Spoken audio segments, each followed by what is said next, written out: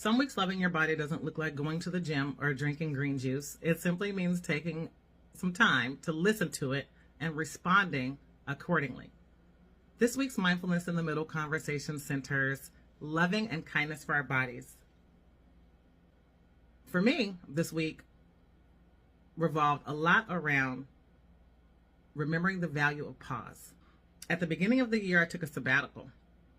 I stepped down temporarily from all of the boards that I served on, and I gave myself permission to take a break.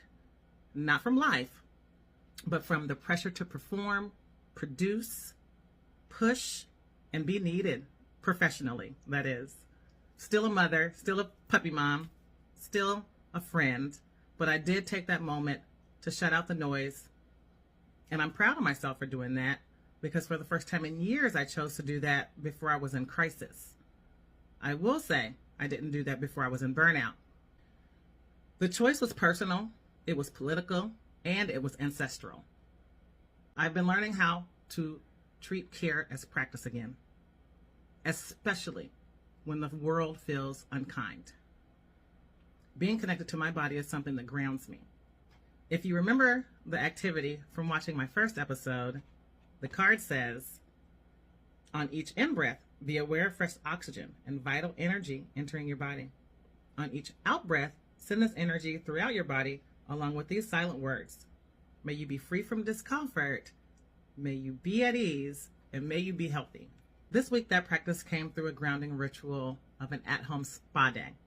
It's a time where I invigorate all of my sensories and reset them through self-love and care. From my eucalyptus sprays to my exfoliation, masks, oils, waxes. These are all of the things that I do to ground myself and feel one again with my body. By the time I make it to spraying my perfume on and patting on a little powder, I'm ready. Science says that mindfulness and self-compassion can shift how we feel about ourselves. When we respond with care and not critique, we can really change how we move through the world.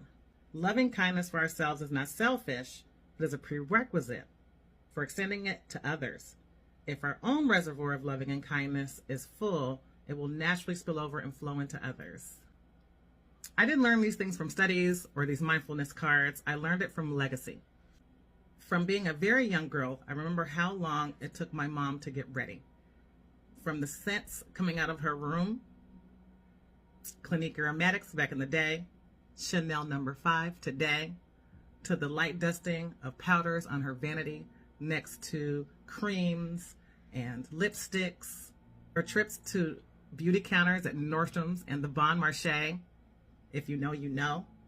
The fashion fair counters and how exciting it was for her to be able to get a blend of colors that were just for her. Her jewelry always sparkled and her shoes perfectly curated. Even my grandmother, I remember her pressing comb on her vanity, her oil of Olay cream, and her foot tapping ever so lightly on her sewing machine pedal. And it wasn't just them. All of the women in my family lean into beauty and fashion as a form of creative expression. Their bodies are not projects to be fixed. They are canvases. I'm not at my healthiest weight. I've actually gained and lost 100 pounds twice in my adulthood. I've gained it back, so the third gain. I haven't worked on the next loss yet. But besides that, I'm still working and doing a good job at being healthy and present in my body as it was given to me today.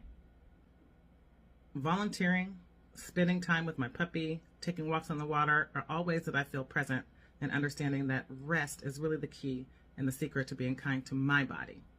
Next week's card for episode 3 for Mindfulness in the Middle will be signs of aging. I just thought it really natural to talk about that after talking so much about our bodies today and being loving and kind. Now we'll reflect on what it looks like to age.